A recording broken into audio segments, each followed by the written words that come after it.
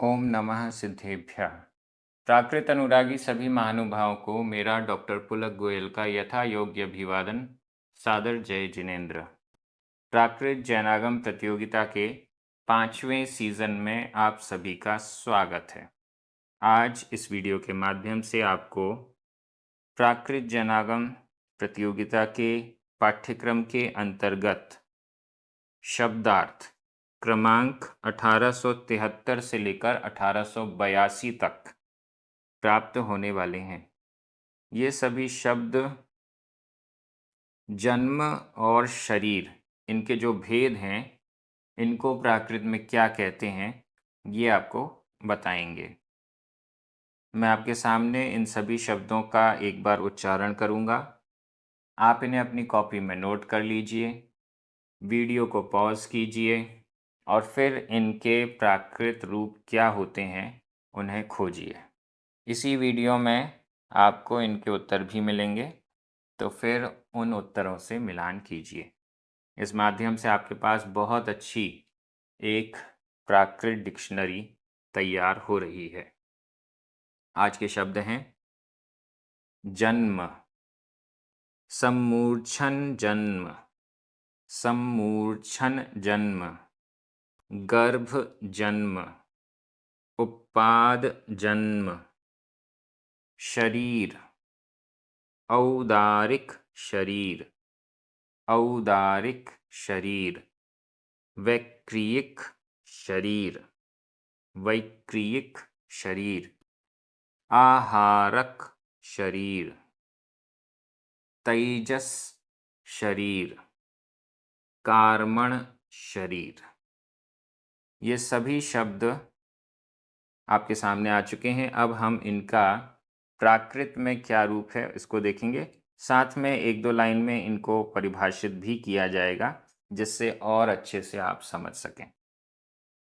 शब्दार्थ क्रमांक 1873। जन्म, जन्म, इसका प्राकृत रूप है जम्मो, अधमापुरमा, जम्मो, जम्मम, दोनों विकल्प हैं। पुल्लिंग में भी ये शब्द प्रचलित है, नपुंसक लिंग में भी ये शब्द प्रचलित है। जम्मो, जम्मम। जन्म, जन्म, जन्म का मतलब है एक पर्याय से जब छूट कर आए तो नवीन पर्याय में उत्पन्न होना, इसको जन्म कहते हैं। जन्म जब होता है तो नवीन शरीर भी प्राप्त होता है, ये जन्म है। अब इसके जो 3 भेद हैं जन्म के, वो आपके सामने आ रहे हैं। शब्दार्थ क्रमांक 1874। सम्मूर्छन जन्म, सम्मूर्छन जन्म, आधा माँ पूरा माँ, आधा छ, सम्मूर्छन जन्म। इसका प्राकृत रूप है सम्मुच्छण जम्मो, सम्मुच्छण जम्मो। यहाँ सम्मुच्छण में आधा माँ पूरा माँ है, इसकी जगह बिंदी लगा दी गई है। आधा माँ पूरा माँ भी लिख सकते हैं, आधा चा और छा भी है इसमें। सम्मुच्छण जम्मो, सम्मूर्छन जन्म। सम्मूर्छन जन्म का मतलब होता है ऐसा जन्म जिसमें माता और पिता की आवश्यकता के नहीं होती है और इनके बिना ही ऐसा एटमॉस्फेयर बनता है, ऐसा वातावरण बनता है जिससे जीव अपने आप उत्पन्न हो जाता है। कई बार हम देखते हैं कुछ खाने पीने की चीज़ है, चींटियाँ अपने आप उत्पन्न हो जाती हैं, ये सम्मूर्छन जन्म कहलाता है। 1 इंद्री से लेकर 4 इंद्री तक सभी जीवों का सम्मूर्छन जन्म होता है। शब्दार्थ क्रमांक 1875। गर्भ जन्म, गर्भ जन्म, इसका प्राकृत रूप है गब्भ जम्मो, गब्भ जम्मो, आधा ब भ, गब्भ जम्मो, गब्भ, गर्भ जन्म। ऐसा जन्म जिसमें गर्भ में आने के बाद माता पिता के संयोग से जीव गर्भ में आता है और गर्भ में ही वो डेवलप होता है। इसके बाद फिर वो गर्भ से बाहर आता है। ये गर्भ जन्म है। सम्मोचन जन्म में ये जीव माता पिता के संयोग के बिना ही आता है, लेकिन गर्भ जन्म में माता पिता के संयोग के द्वारा फिर वो गर्भ में आता है। शब्दार्थ क्रमांक 1876। उपपाद जन्म। उपपाद जन्म इसका प्राकृत रूप है उववाय जम्मो। उववाय जम्मो उपपाद जन्म। देव और नारकियों का जो जन्म उपपाद शैया में होता है। देव और नारकियों की, देव हैं स्वर्ग में, उनकी उपपाद शैया होती हैं, ढकी हुई होती हैं। देव उसमें आकर जन्म लेता है, उसका पूरा शरीर डेवलप हो जाता है एक अंतर मुहूर्त में। फिर ऊपर से उसका ढक्कन खुल जाता है और देव बाहर आता है। देवी भी ऐसे ही बाहर आती है। ये उनका उपपाद जन्म है। नरकों में ये उपपाद शैया उल्टी होती है। जीव वहाँ आता है, अंतर मुहूर्त में उसका शरीर डेवलप हो जाता है पूरा, और इसके बाद वो उपपाद शैया नीचे से खुलती है और नारकी सीधे नीचे गिर जाता है नरक में। ये उपपाद जन्म है। शब्दार्थ क्रमांक 1877। शरीर। शरीर इसका प्राकृत रूप है शरीरो। शरीरो शरीरम। शरीरम यहाँ पर भी शरीर शब्द पुल्लिंग और नपुंसकलिंग दोनों में ही चलता है। शरीर, शरीर तो हम जानते ही हैं, जो हमारे ये भौतिक शरीर है जिसमें ये आत्मा फंसी हुई है, या जिसके माध्यम से आत्मा अन्य अन्य कार्य करती है, वो शरीर है। जन्म से ही शरीर प्राप्त होता है, मरण होते ही ये शरीर छूट जाता है। शब्दार्थ क्रमांक 1878। औदारिक शरीर।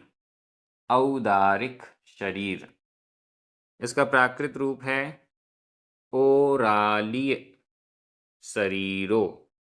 ओरालीय शरीरो दूसरे प्रकार से ओदारीय शरीरो। ये दो अलग अलग विकल्प मिलते हैं, ओरालीय और ओदारीय शरीरो। औदारिक शरीर। औदारिक शरीर मनुष्य और त्रियंचों का जो स्थूल शरीर होता है, उस स्थूल शरीर को औदारिक शरीर कहते हैं। जैसे हम सभी का शरीर है, वो औदारिक शरीर है। शब्दार्थ क्रमांक 1879। वैक्रियक शरीर। वैक्रियक शरीर इसका प्राकृत रूप है वे उव्वीय शरीरो। वे उव्वीय आधा वा पूरा वा। वे उव्वीय शरीरो वैक्रियक शरीर।